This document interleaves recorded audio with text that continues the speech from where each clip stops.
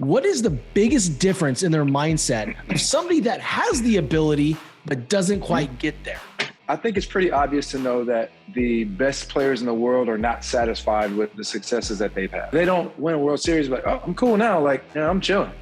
But what's not so obvious, and what I actually think is the secret ingredient to high performers, especially in the athletic world and beyond, is that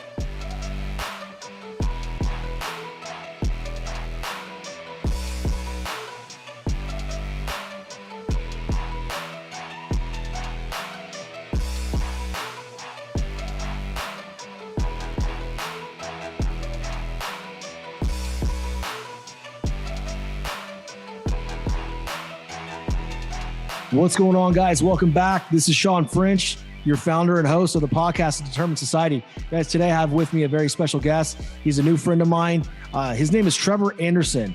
He is the owner and founder of Better Every Day, located in Orlando, Florida. He is a renowned performance educator, speaker, and multi-sport performance expert. TA coaches and mentors the youth and educates other teachers and trainers. He has trained Super Bowl champions, Heisman Trophy winners, NBA All-Stars and Hall of Famers, MLB All-Stars, Gold Glovers, World Series champions, and Hall of Famers, world #1 golfers and major champions on the PGA and LPGA Tours. Guys, the list goes on and on and on.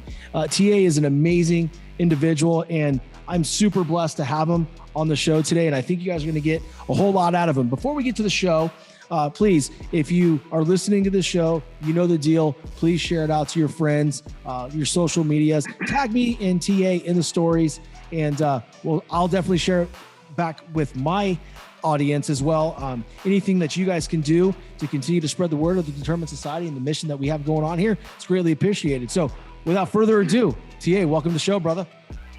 Hey, thanks so much for having me, Sean. It's a blessing and honor to be here. And listen, man, I love when I see somebody that has the same kind of energy that I gravitate towards.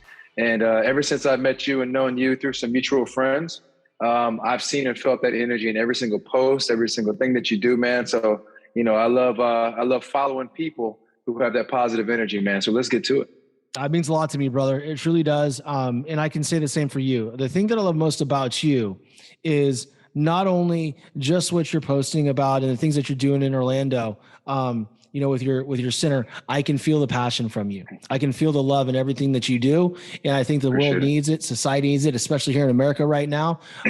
No doubt. But it's, and we have some mutual friends too from back in the day. Man, we do. We do. Indeed. Our boy JD, I talked to him the other day. He said you were the man that he said he's like, hey man, tell him I love him. So yeah, man. Yeah, I love Jeff Dillman. He's a good friend and an amazing person, first and foremost, an unbelievable coach, and somebody who's inspired me through the years as well. So I'm glad when I found out that you knew him, it all made sense. Made sense, Sean. So here we are. I can tell you, being in the weight room with him back in the day in 2002 and 2003 at LSU, it was a scary situation. And dude, that staff was loaded. We had, Tommy Moffitt, who's a legend, obviously. Right. We had Scotty Cochran, right? Mm-hmm. Screaming, yeah, way back in the day. Yeah. And it turned into a thing. Right. We had Dillman. Right, yeah, Vic Valoria. Vic, yeah, man. I mean, bro, it is. Yeah. That staff was lit. That's just from the strength staff. And then you had Jimbo Fisher, you had Muschamp. You had all these amazing coaches and coordinators from all in one place. And then obviously Coach Saban, who was the head football coach. So not just baseball, which is what you played, but football, like all of the sports across the board were just loaded, man. From the coaches to the players to the staff to the strength staff. It was amazing. Yeah, Saban was a coach when I was there, and he had all those dudes. It was just, if you look back at it, it's nuts to see like how many amazing professionals were on that football field, and it was a special time in my life. But yeah, man, Jeff Tillman's great dude. So listen, man, let me ask you a quick question. I like to have a little fun first, right? Before we get into nitty gritty. But hey, man, what is one thing that people may not know about you that's so special that you want to talk about? I'm a nerd. I'm a nerd, man. Explain. Yeah. No, I love learning about learning, right? I love learning I think one of the best ways, one of the processes, the most, deliberate processes of learning is teaching, right? So my entire life, not only am I forever a student, but I always had this like burning desire to teach. And what I didn't realize at the time was that it's because I had some good teachers, along the way that inspired me to be a teacher. I ended up teaching school for 3 years. I taught middle school. Everybody always says, God bless you. Dude, middle school's crazy, man. It's crazy, but the interesting thing about those kids is that they're old enough to understand what you're saying, but they're young enough to still be not too set in their ways where they're impressionable, where you can really make an impact. And so I love teaching middle school, but what you realize is that by teaching, you actually are reinforcing the learning that you're doing. So for me, having that constant like teacher-student mentality, like that cyclical process for me has been something that has driven me, and it's never let me settle and be comfortable, not only with my own clients, but with myself. So I'm a nerd. I like biomechanics. I like science. I like neuroscience. I like understanding the why, the real reason. When I learned how to drive a stick shift many years ago, I had one friend that just said, hey, this foot goes up and this foot goes down, and then you move the stick. And that didn't make sense to me. As soon as I understood what was happening in the engine, then it made sense for me. Immediately I could drive a stick. So I'm the guy who I go from like kind of parts to the whole. A lot of people go from the whole and break it down to the parts. Yeah. But if I understand the parts, it's easier for me to concoct the whole. So I love just nerding out on stuff. I'm not a voracious reader, if you will, but I will read things that are like, if I think about an idea or I say, I want to know more about that, I'll dig into it deep, and I'll go after it. And so I'm constantly trying to just be the person that's on not just the cutting edge to do something different, but sometimes I like bringing and digging back. What were they doing 50 years ago that was so successful that's still around today? I want to know those things just as much as the new stuff too. So I think books have been around for years and years and years. And, it's so digital these days that we kind of don't turn the pages anymore. I love picking up something and turning the pages and just getting smarter and better at what I do. There's something to be said about just turning the page, because like you can write notes in the margin, you can always go back to it, and you are actively engaged in the reading process when you're doing that. Whereas digital, too many things can go on. If you're on a digital iPad, you're on your iPad, you're flipping through, and then if it's connected to your iMessage, Sean French texts you like, TA, what's up? And then like all of a sudden you're off, right? You're not on there reading anymore. Yes, exactly. But, it's funny because you brought this up, and I love the fact that you brought up the fact that, being a nerd or, you always love teaching because it reinforces the learning that you're doing. You and I had an interesting conversation on the phone about a week ago, and it was really impactful for me because you spoke about a situation to where you weren't always such a great ball handler. Right. And you went into a story to where you were doing some instruction and you were tasked to give that. Can you tell the listeners a little bit about that story? Because I think there's some serious power in that, because I think all too often we sit there, if we don't know something, who am I to teach it? And they go through this imposter syndrome. It really just kind of, tweaks the mind a little bit. So I love what you did with the mindset shift there. So please talk about that. Sure. So I used to, starting in 2000, I had the opportunity to work with Vince Carter, legendary NBA star. And if, people didn't know Vince Carter, just all you have to do is turn on YouTube and type his name in, and you'll see exactly what I'm talking about. But Vince and I are the same age. I'll just jump completely out of the gym, and just a freak athlete and just a great player, cerebral player.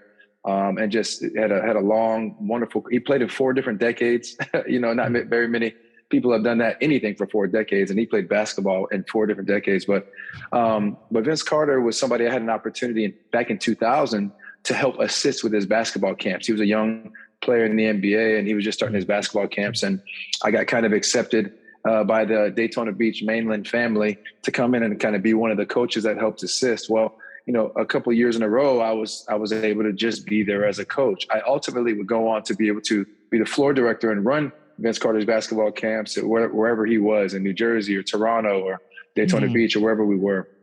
Anyway, before I became into the position of running those camps, I would be given a certain task at the camps. We'd have 20 different coaches and everybody teaching. You're teaching shooting, you're teaching defense, you're teaching, ball handling, you're teaching this, you're teaching that.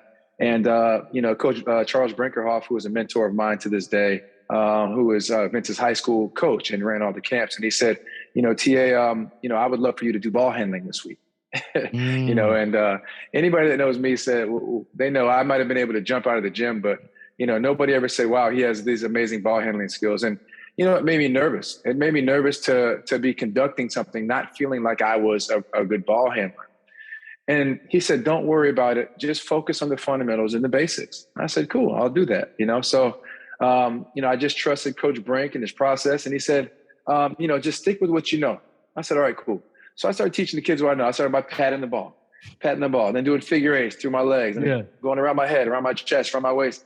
And then before you knew it, by Wednesday of the week, the camp was Monday through Friday. By Wednesday, man, I was going left. I was going right. I was crossing over quick. I was like, man, because we would play basketball at the end of every day, with all the, the NBA guys and the camp guys.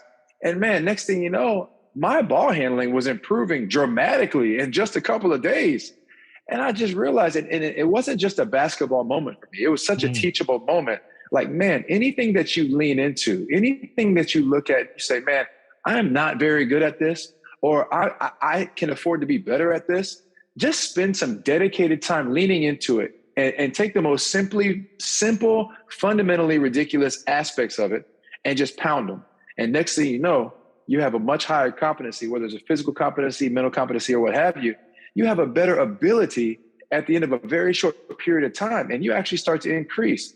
And the fact that you haven't been focused on it and then you spent some particular focus on it means whether it's neurologically or what have you, you're going to have that immediate pop, that immediate increase. And so I started using that same idea with other aspects of my life. Maybe it was writing, or maybe it was reading, or maybe it was other different activities that I was doing. And I used that same dedicated focus on the fundamentals for a short period of time. And I had dramatic results across the board. So, thank you for asking me about that story. Because to me, I didn't realize how impactful it was when we had the conversation. But, for me, that's a big deal. If we could do that on a day-to-day basis, right? Just lean into it. And I want to get to the leaning into the thing, but like having the ability or the courage to just lean into something like that and practice it and be vulnerable enough to like feel like, okay, I don't know everything, but I'm going to do this, I'm going to apply this information. I'm going to go step by step, right? Because at that point we can grow. And all too often right now is when people get, that's out of my comfort zone, I'm going to run from it, right? It's like that growth just scares people. And, I think at one point in life, we all go through those moments, but it's super important. Just like when you're working out, your goal is to put your body under so much stress that it goes into failure the last 2 to 3 reps. It's uncomfortable, but there's growth, right? And to your point, when you lean into something like that, you are telling yourself that you are going to move forward in attacking something that you don't feel very comfortable doing. And when you're able to do that, your threshold goes a little bit higher, right? So now you try things like, no doubt about it. I'm still not going to skydive. Don't get me wrong. Like, I'm not going to do anything crazy like that. I'm not jumping out of a perfectly good airplane, but like, you feel like you can start taking on more risks and more things because you're like, well, if I did that, then I can do that. Have you noticed since you've done? I'm sorry, go ahead. No, I was just going to say, it's ironic you talk about skydiving because I have a 21-year-old son, and last Friday, it was one of his things where he said, man, I'm not afraid of very many things, but that makes me afraid. I'm going to go do it. And he jumped out of a plane from like 13 or 14,000 feet. I'm like, I couldn't believe he did it. And now the ironic thing about it is, and he's a football player, college football player, plays defensive back at Columbia. And he's already not afraid of anything, but he jumped out of this plane. He said right before he got out of there, he watched people jumping out like, oh my gosh, what have I got myself into? But as soon as he got into the air, after about 5-10 seconds, it was like, I've conquered it, and then now he wants to go back next week and go to the highest. He wants to go up 6,000 or 7,000 feet higher and do it again. So a lot of things are on the other side of that fear, that nervousness. But the best part about it is it actually is like a master key that unlocks, the next opportunity or the next big nugget or the next big hurdle for you. we have you think you have this systematic approach of how you're going to conquer and accomplish everything, but you just got to do it scared. You got to get uncomfortable, and you got to do things that make you nervous that maybe are outside of your character even, and get it done. And so to your point, yeah, I'm not going to jump out of one either, but my obstacles and my hurdles are different ones. There's different things that I jump out of, what I mean, that help get me to the next level. I think it's important too, because what your son did at that very, very moment, and, maybe he realizes it, maybe the listeners don't realize it, or maybe your son doesn't, is the fact that he's going to have a better season because of that. There's no doubt. I mean, no doubt. There's no fear. If he literally conquered his only fear, then there's nothing left to fear. Right? Yes. It's true. Super cool. So man. true. That's super cool. Man, I love hearing stories like that. You have another kid that's a really good athlete too. Baseball player, right? Yeah. My 12-year-old, he's playing his All-Star season right now. They won the districts, one of the hardest districts in Florida. They won that. And this weekend they're playing for the sectionals. They get through that sectionals. Next week they're playing for state. And then after that, it's regionals. And, they really have the team that has a really good shot to get to the Little League World Series, which was always a dream of mine. I know you as a baseball player probably had the same dream as I had, watching on TV. And I mean, every day he's watching YouTube. He's watching every game of Little League World Series he can find. He's putting himself in a position, in a mindset right now. And he's thinking, here's how I would hit off of this guy if I was facing him. And here's what I would do. I would have fielded that ball differently in center field than that gentleman did when he went to field that ball. So it's, what I love about it, without him realizing, he's immersing himself in the mindset to be successful when he gets there. So when he sees it, the lights aren't going to be too bright, and the stage is not going to be too big, because he experiences it every single day. So he's already set the stage for himself. Now they got to do their job between then and now, and hopefully they get there. So it's an exciting path. Those are the young athletes that turn into be phenomenal and great athletes, because that gift right there, or the discipline, because I think it's a discipline, right? To sit down and watch YouTube and actually study games is few and far between at that age, man. I mean, there's Division I baseball athletes and football athletes that aren't doing that consistently enough. So, there's no question, you and your wife have led to a point where, they have seen your habits. And I always say this, your children are going to see you, and they're going to follow you wherever you go. You just better hope you don't lead them into hell. Right. No doubt about that. This is an awesome conversation, by the way. And the cool thing is, guys, role modeling is a huge thing in the household, and that is something that you and your wife created. I mean, you guys have an amazing business, and what you guys do, making people better every single day in your community. Yes. Please tell the listeners, I have a lot of local listeners that would probably love this information. Come check you out. Well, yeah. So better every day is the whole idea is a relentless pursuit for excellence. What we're trying to achieve. We know we can't get it all today. I got this from my dad. My dad passed away in 2009 from cancer.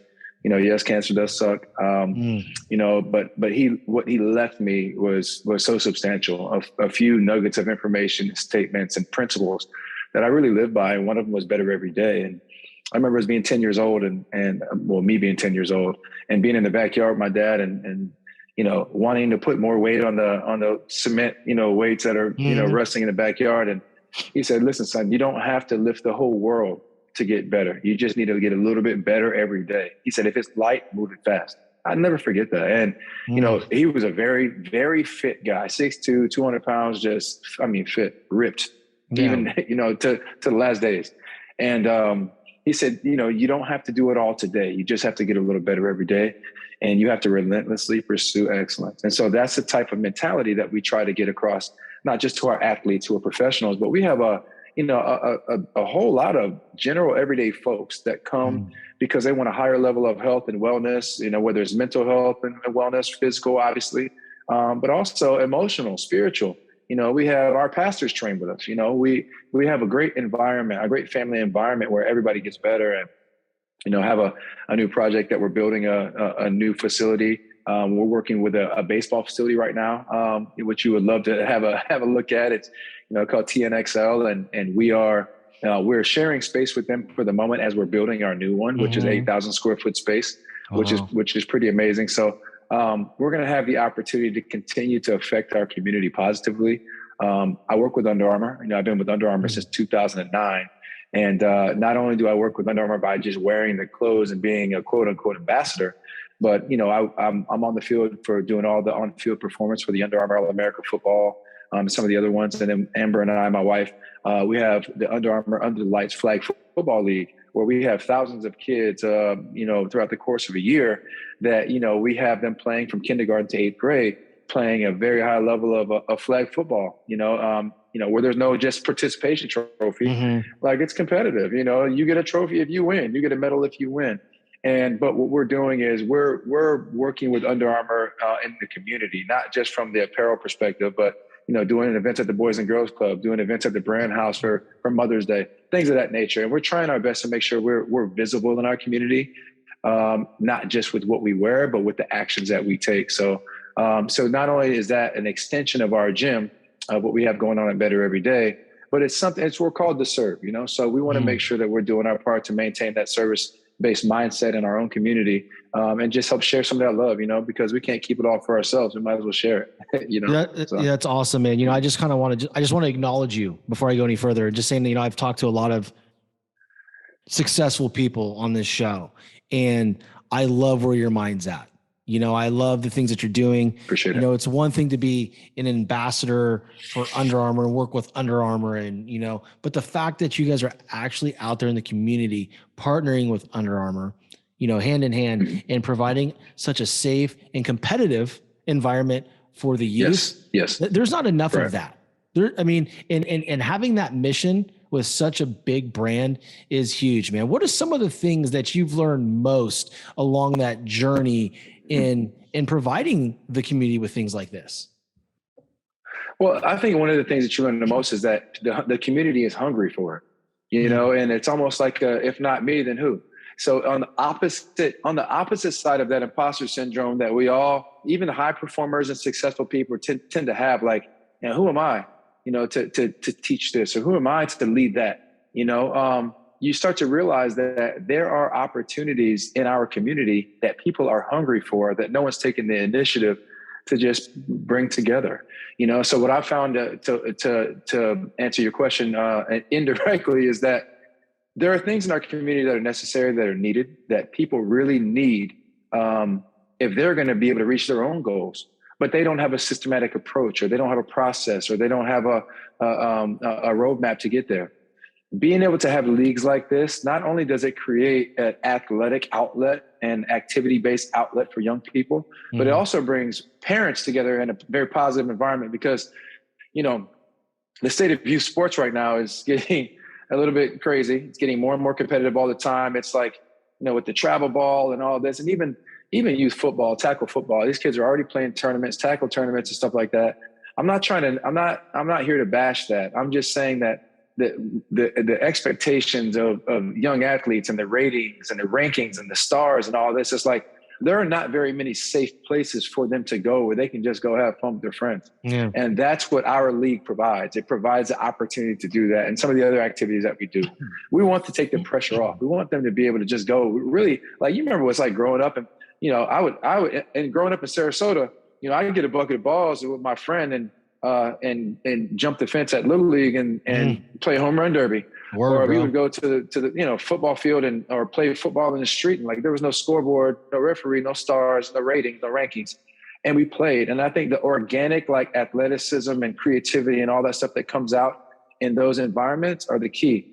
So we're trying to provide a structured aspect of that, a structured aspect of play, where, yes, we do want to win, but, because there's lessons in losing, just like there's lessons in winning. But if nobody wins and nobody loses, then we miss all those opportunities. So we're just trying to provide a platform for people to do that. And it seems like for right now, the biggest benefit that we found from it is not financial. It's not even getting people to come to the gym.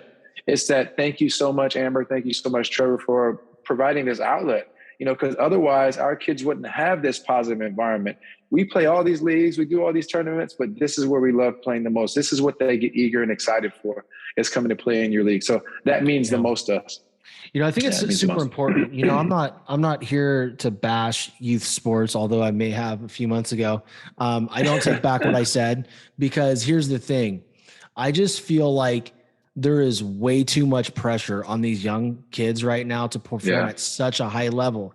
And they are tying their self-worth to their performance. They're human beings, not human doings. Okay. I had a very good guest on my show, Seth Pepper. I think you know him. We had a conversation probably about 2-3 months ago, and, it's gotten out of control, and it's getting to a point where, parents, their kids are 8 years old and their kids are playing 64 baseball games in a summer. And it's like, guys, what are we doing? Crazy. And then the atmosphere at these games, it's like parents are trying to fight umpires, coaches. I don't know if you saw this. This is really interesting to me. And it came out at the time that I released that podcast in a couple reels on youth sports. There was a coach that did not agree with a call in I think it was a 10U game, baseball game. He literally took the umpire's face and shoved him to the ground. Wow. It's like, what are we doing? What are we teaching our children? It just doesn't even surprise me, because I've seen so much craziness. And but here's what I think, though, Sean. I think that look, I can't control these parents. I can't control the umpire. There's umpires out there. They're out there for their own glory as well. So don't make no mistake. So I can't control them. But what I can do is I can have the conversations in my house with my son, right? And manage my own environment the best way possible and say, listen, son, I know, like it's almost like a meteoric rise this kid's having with baseball. And he's going like this. And now after this All-Stars is over with, I'm shutting that down. And it's football time. Good for you. We're not going to throw every day, and we're not going to hit every day. You're 12. You're going to be fine. I remember when I was 12, as soon as the season was over, guess what? It was football time. And so we can't go along to get along. You know what I mean? We can't be out there doing exactly what the industry said. I get an email every single day from Perfect Game. Watch out. It's almost too late for you to sign up for this tournament, bro. I mean, like at some point, we have to be able to, it's the early specialization that's getting kids hurt. It's getting them burnt out. And I don't need to get into the science of all that. It's just really a lot more common sense than science. But having a comprehensive movement, foundation that is a multi-sport movement-based foundation, I think it doesn't hurt anybody for any sport to have that multi-sport. You're not going to miss out. If you take a few months off of throwing, you're going to be fine, especially at 12. My goal is to make sure that we create, and especially through our gym environment, whatnot, that we create a comprehensive, like movement-based athlete that has a high level of physical literacy so that they can compete in whatever activity they do, right? Because we don't climb trees and dig holes in the woods and jump them with our bikes and stuff like that like we used to. But that doesn't mean that we can't expose them to a multi, faceted movement-based, protocol with the activities that we put them in. And it's okay if they don't want to do those things, right? They still got to do it because we're the parents. Yeah. So I don't want to just be subject. I don't want to be subject to the monster of youth sports, and keep everything, kind of as many variables as possible. At some point, you're going to have to specialize. I realize that. But right now, when they're in that age, when their bodies are just trying to develop everything, it almost is a disservice in most cases to keep them on a one track, because they're going to miss out on the other aspects that can make that one track, as good as it could possibly be. It's funny you say that. I don't preach to the choir. I want to say that because I'm glad you're saying this because, it hurt me. By the time I got to LSU, I wasn't athletic enough. I wasn't strong enough. I wasn't dynamic enough. And then bad mindset, victim mentality, all drove me down a road that I didn't want to go down. And I never turned out to be that high level performer at my dream school. Yeah. And, I won't say all of it is because I specialized too soon, but man, I'm going to tell you a lot of it was, I wasn't strong enough. I didn't have enough tools in the belt, and, and what I found is, you can hide it in junior college. Oh yeah. But once you get to the SEC, bro, you can't hide that, man. No, you got a catcher that you're competing against for some playing time, and he was an All-American in baseball and All-State in football. that dude's tough. It's tough to beat. Yeah. One of the things I want to touch on, I want to take the opportunity because you and I also had another amazing conversation, and the same conversation we had. We touched on stories with the youth, and what you said about, sitting your son down and having a conversation with him really triggered that story about, the generation like us preparing our youth to lead from the front right now. And we talked a little bit about the Indian culture, the American Indian culture. And I want you to touch on that for the listeners, because I think it was a very interesting perspective, and quite honestly, it blew me away. So fire away, dog. Yeah. So, I had the honor to listen to a Native American gentleman. He's about 40 years old, from Navajo tribe. And, everybody knows about COVID, and COVID happened and all that type of stuff. But if you understand the Native American culture, the way that they continue to survive generation after generation after generation is the culture is to tell stories, right? Whether it's to gather around a campfire or a dinner table or what have you. And they have, the grandfather and the great-grandfather and maybe the great-great-grandfather, and they continue to tell these stories. And the culture is to get together, tell stories, break bread. And I guess it never occurred to me, but hearing the story a couple months ago, the biggest challenge that the Native American were having on the reservation was that what COVID was doing was it was hitting those communities harder than any community in the country. And all of the elders, the majority of the elders are starting to die and starting to succumb from this terrible disease, right? And not only was the physical person dying, but the stories that they tell around that campfire were also dying with them. And what happens is middle age, whether you call 40s middle age, 40s and 50-year-olds, they weren't the ones that had to lead from the front in the storytelling, because they always had their parents and their grandparents. And, you had your 70 and 80 and 90-year-olds still telling those stories. But who is going to tell the stories when the elders begin to unexpectedly die off? And now you're the oldest member of the family now. And now you're the one sitting in the driver's seat to tell all the stories, right? I think the biggest challenge that we're having in America right now and beyond is that we're sitting back and waiting to be the storyteller. We have significant experiences in our life to this point. I'm 45 years old. And man, I was just thinking about it the other day, like, man, I've seen some things. I've been through some things. I've struggled through some things. I've had some successes. Like, there are things, the reason why we're having this conversation right now is because we have stories to share. We have lessons to share. We have moments to share, successes and failures to share. But we can't wait until we're 70 or 80 years old to start sharing them, right? I think if anything that I learned through that conversation, just listening to the passion of this gentleman speak, was it's an indication that right now is the time.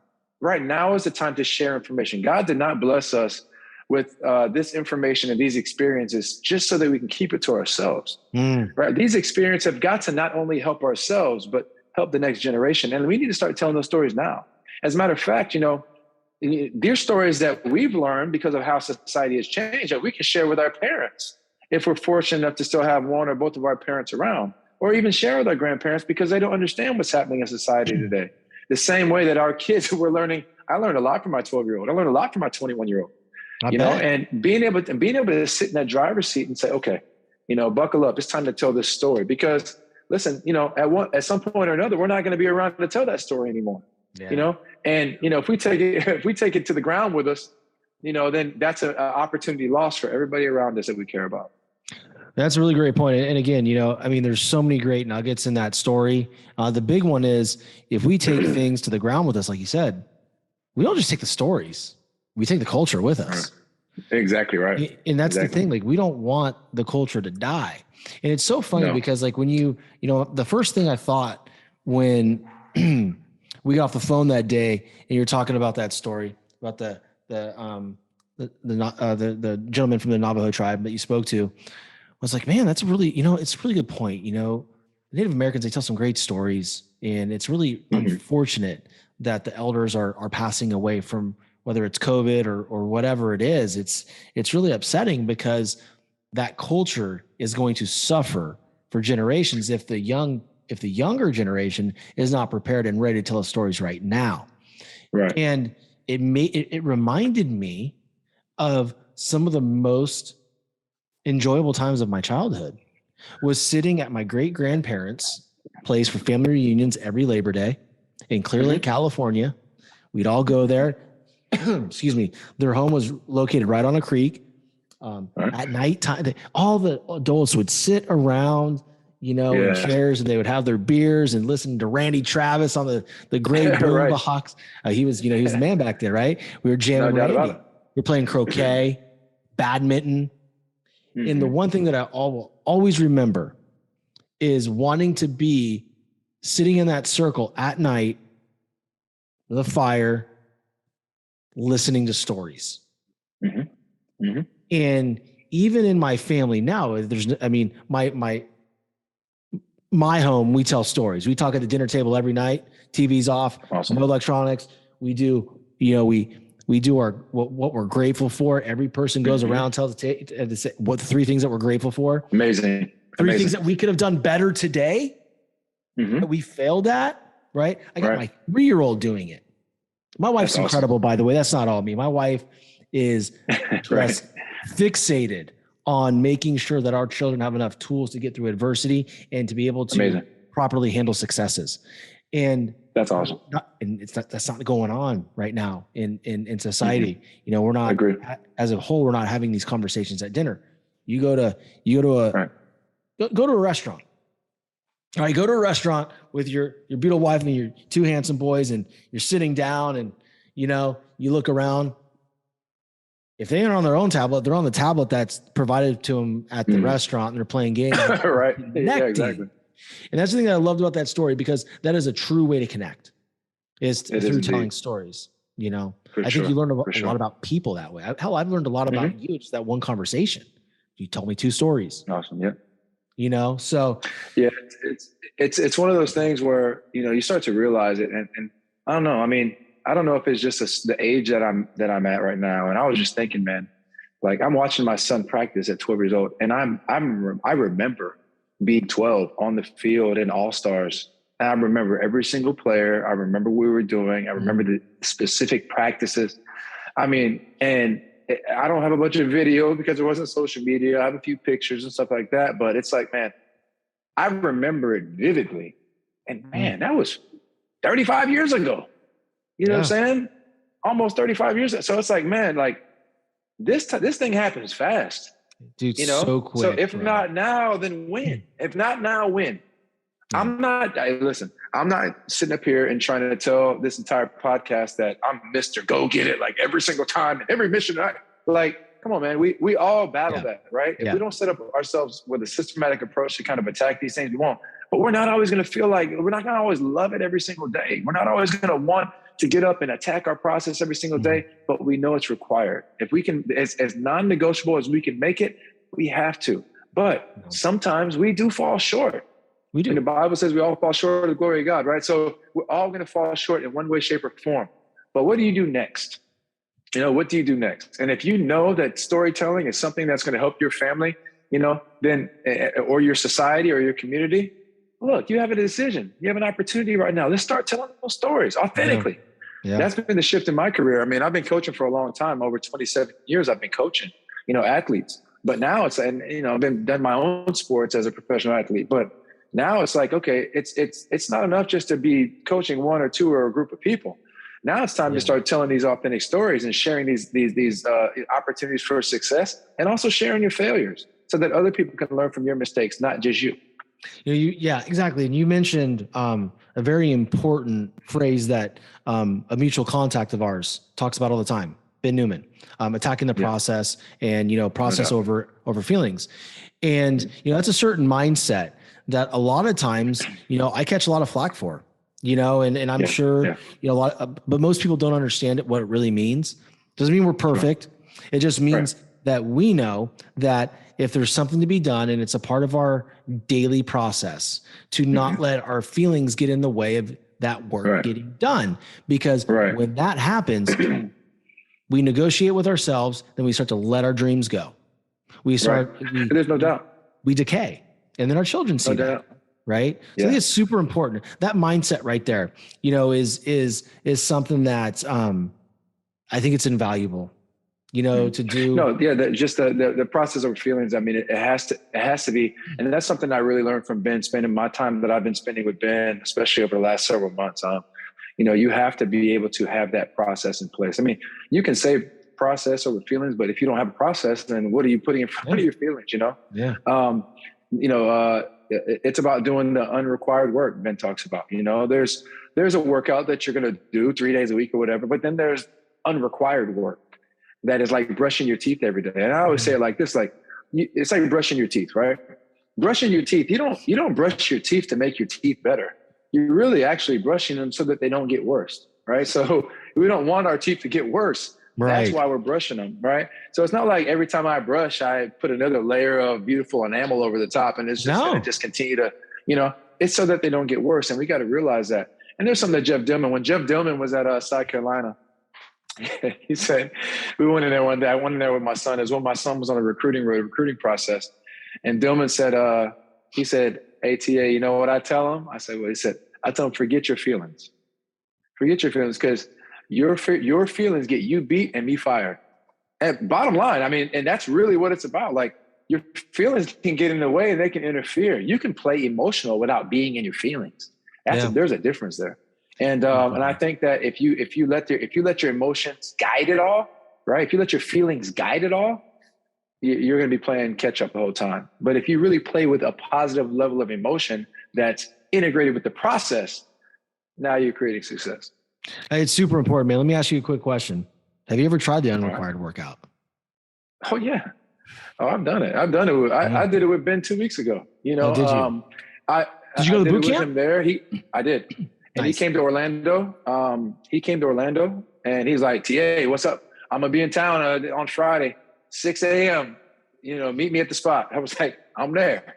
That's awesome. So, and I think what's also important too is that you get into somebody else's unrequired work once in a while. Mm-hmm. Because Ben wakes up and he's been doing this now for, like 1,100 straight days. Over 1,100 straight days. He's a machine. But you know what? I see what it does to his mindset. I see that it's like he has to have it. You know what I mean? I had a chance to train with him and his trainer, Jamie. And look, he's got to have it. It is non-negotiable. Sick, tired, it doesn't matter, right? But what it does for his mindset is it sets him on a path of accomplishment. Like, we talk about stacking those wins, right? And stacking those, as building blocks and really standing on top of them to achieve the next goal. It's like making your bed in the morning. I've achieved something. That unrequired work, I'm done with it. I've achieved it. I've got my process. I've written my affirmations. I've done everything I need to do. Now I can attack the day. And if I get nothing else done today, I've already accomplished a lot. Exactly. So, full transparency again, got to be transparent if you want to get better. I am not perfect at that. I'm better now than I ever was, but I still have a long ways to go. And I aspire to be like people like yourself and like Ben Newman that have been able to achieve this unrequired work relentlessly for so long and so consistently. I also know that my best self is still out there, and the closer I get to dominating this process and already tapping into this unrequired work on a frequent basis, I know the closer I'm going to get to achieving my best self forward. So I'm still looking for that guy. Dude, same here. I think every day that we're striving, like your dad said, better every day. If you get 1% better every single day, be a better person, better man, better husband, better father, better professional, better coach. Yeah. I think that's all we're shooting for, right? And listen, I surely don't have it all figured out. There's things that I struggle with too. For instance, today, there's so many people telling you like, hey, if you don't rest your body, it doesn't grow. This and that. The lean muscle tissue doesn't repair. It grows when you rest. So this morning I was like, man, I've lifted for like 6-7 straight days. I was like, you know what? I'm going to take a day off from the gym today. Let me tell you how my morning was. Never again, bro. Never again. I mean, like, listen, I'll end up getting a workout in today. Right. But my process is up at 4. I'm pulling up to the gym by 4:30 in the morning. And anytime I break away from that process, that anxiety starts. My coping mechanisms I have less patience with my kids in the morning. They don't want to listen when I'm trying to get them out of the house to go to camp. Right. All these different things happen when we break away from the process. So it's a mindset. Sure. You know, and for sake of time, I could sit here and talk to you all day, dude, but I got a couple more things I want to go over and, you know, then we can debrief, but you know, mindset, you know, everybody talks about it. It's almost like this buzzword that everybody uses, but you have worked with some amazing professionals, you know, women professional athletes, male professional athletes, World Series winners, Gold Glovers, Hall of Famers, All-Stars, NBA All-Stars, everything. What is the biggest difference in their mindset of somebody that has the ability but doesn't quite get there? So I mentioned this before, and I still, the more I think about this, the more true it is. So I think it's pretty obvious to know that the best players in the world are not satisfied with the successes that they've had, right? So like, you know, they don't win a World Series, but oh, I'm cool now. Like, you know, I'm chilling. I think they all want more. And in a very positive way, they want more. All right. So I think that's pretty obvious. But what's not so obvious, and what I actually think is the secret ingredient to high performers, especially in the athletic world and beyond, is that they also give themselves credit for the small victories along the way. They don't hold themselves to a standard of perfect, because perfect is if you were able to achieve whatever is perfect, then where do you go from there? I think that the best players in the world through history have always kept that carrot out in front of them so that they can continue to chase and drive and strive after something. I remember Michael Jordan would say he'd never say he's the best, because then he didn't feel like he had room to get better, right? There's a mentor of mine, amazing dude in the fitness and performance world named Chris Frankel. He used to work as the director of human performance with TRX, a company that I worked with for many years. And Chris Frankel used to say, and maybe he got it from somebody else, but I'll attribute it to him. He said, you know, people always say you can't let good be the enemy of great. And that makes sense. You know, you don't want to just settle. But, you know, but even more important is you also can't let great be the enemy of good. And what a lot of people that achieve a certain threshold, right, they are getting very good at what they do, but they are holding them to such a standard that they get all the way close to it without fully achieving it. And they don't give themselves credit for how far they've come, because they're letting great be the enemy of good. You can still be guilty, really, really, really good. We all are, though, but we all are, right? Yeah. But as long as we recognize that, like, dude, like, and I used this example before, like, you know, what if your goal is to get to the Masters, right? You know, and you're a golfer and you want to get to the Masters. Well, or to win the Masters, let's just say. Well, you get to the Masters and you go and you finish T4, right? At the Masters. Now, I mean, has your whole career just been a disappointment now at this point? Because you didn't actually win and you lost by 2 strokes and you missed it by 2 strokes. Like, there has to be value in taking the value out of what you have achieved to get to that point, because you're in the top 1% of 1% of the world of golfers, just being in that tournament in the first place. Yeah. And the fact that you got a top 5 in that, I mean, there has to be some ignition there that really excites you and gets you going and propels you and kind of springboards you into the next opportunity. But if you miss that because you say, man, winning was the only goal and I didn't achieve it and I'm a failure, I mean, we miss out. So you just can't let great be the enemy of good. No, I appreciate that, man, because, you know, I'm guilty. Like I said, I yelled guilty as charged. I mean, there's not enough times where I will, you know, like I sent you a picture yesterday of the studio. Get ready, man. Man, I can show you a picture of this thing a year ago. And, you know, a year ago, I was like, oh man, that thing's terrible. Right. And you just see this natural progression and you're so busy trying to get to that next level of whatever it is that you're doing. And you don't enjoy the moment of, you know, something like, wow, this is like a level up. Like, let's enjoy it. So I have a lot of work to do in that. And you know what? Yeah, when my wife Jacqueline listens to this episode, she goes, well, if you won't listen to me, maybe you'll listen to Trevor. Because she'll tell you, like, dude, do you ever enjoy any win? I was like, no, I enjoy it. But like, I want to go through the next wall now. So, so let's lay the plane here a little bit. I want everybody here to know how they can find you, how they can work with you, and how they can best support you. Right. So, first off, social media. I mean, social media is obviously where everybody's really connecting these days. And on Instagram and Twitter, TA 2 claps, TA number 2 claps. And I'll put that in the show notes too. I'll make sure all your handles are in there. Right. But the reason why I want to mention that is because, it's my opportunity to connect every single day. It's part of my process. When I wake up, I put my Bible verse of the day up there. It's a foundation. It's an anchor for me as well. And then I try to make sure that I am not so business oriented as it relates to my social media. I do business on there, but listen, I'm a whole person, right? I've got kids. I've got a beautiful wife. I love to compete. I love to play golf. Like, there's all these different things, but I think people need to see real people so that they can dial in with what their process is. They want to see an example of a real person. So I just try my best to be that example, if at all possible. And, some of the things that I have coming up is that in August, what I've started doing is working with people like Ben Newman and seeing the stuff that you're doing and so forth is, I'm speaking more deliberately and more purposefully now, whereas, people would call me, ask me to do a keynote speech. And I'd be like, okay, and I just kind of show up and do my thing, and everybody loved it and all of that, through the years. And, I've educated at a high level for a long time across the world in different places for different organizations. But for me, it's time for me to do exactly what we talked about earlier, which is start telling those authentic stories, right? And because there are bullet points in those stories that can really, really be valuable, not only for individual people as they're on their own personal journey, but for organizations, right? Big organizations, small organizations, and not just gyms in the fitness world, major corporations.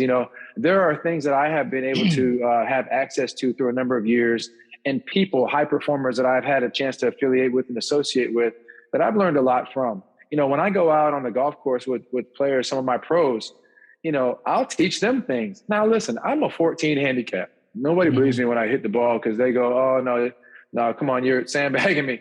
But no, really, I mean, over the course of 18 holes, it all evens out to be, about a 14 handicap. But I'm able to help scratch golfers and PGA Tour players and some of the best players in the world because I'm sharing stories with from some of the greats and sharing opportunities and sharing different types of events and things that have happened over a course of time in my experiences. So I get a chance to take, it all evolves like exponentially, right? I get a chance to take the lessons that I've learned from PGA Tour winners and champions and Super Bowl champions and, World Series champions. I get a chance to take the information that I've learned from them and share with others, not just in a direct way, but in a little more indirect way. And I can apply that to people's situations. So as a performance coach, what I want to be able to do is I want to be able to share some of my failures, right? Be as transparent as possible, but also talk about how I was able to overcome those things and help other people overcome some of those same obstacles, not just through fitness, but also through organizing their schedules, their daily planning, and things like that to be able to be the best high performer that they can be. You don't always have to look for high performers, to listen to what they're saying every day. Right. Sean, what I did one day was I said, man, I hear all these motivational speeches and talks, and I hear people listening to everybody else's voice like all the time. Like, why not listen to your own voice? Right. So I'm committed. And what I've been doing is I've started recording a series of motivational talks for like me talking to me. If I can go back and coach and guide myself, what would I say to me? Right. And I'm shooting a series of those. Right. So now not only am I listening to the right things, I'm listening to my own voice, and I'm reinforcing my own voice in my own head, hearing my own voice and inspiring myself. And I want to be able to encourage other people to do the same. So, in the beginning of August 1st is when I'm going to launch it. I want to make sure that people know that I am available, not only for speeches and talks and keynotes and training and teaching and education, but also for that performance coaching that's helping organizations and individuals get better every day as well. There's so much alignment here, bro. So much alignment. Is there anything I can do to support you in that? You got to let me know. Absolutely. We can talk about some stuff. Yeah, absolutely. Thank you. I got some stuff we can chat about offline, that I think we can have some synergy with. So, awesome. Dude, awesome. It's been an absolute pleasure. Obviously, anything you need from me to help you, you just ask me. I've learned a ton from you, and I'm hoping that I can continue to learn from you and do some amazing things with you. And guys, so you've heard it here best. I want you guys, if you're listening, to really dive into the show notes and find TA wherever he is on social media, connect with him, see how real of a person he is. I don't think I've talked to very many solid people like TA. So connect with him, see what he's got going, go check him out. If you're in the Orange County area, see what he's got going on, stop by, and be a part of it. And with that being said, guys, thank you so much. Appreciate you guys listening. And again, share the show with your friends. If we said something that made you happy, we said something that made you mad, share it along. If we sucked, you don't have to, but I don't think we did. I think it was an amazing conversation. So TA, man, big thank you to you. And my pleasure. I cannot wait to see what you do. Well, I'm honored to be here, and I appreciate everything that you're doing. Keep inspiring and keep helping people get better every day. And if you need to get fired up, just give yourself 2 claps, baby. Boom, boom, 2 claps. You heard it. We'll drop the mic on that one. See you soon, guys. All right, baby. Take care. 2 claps. Take care.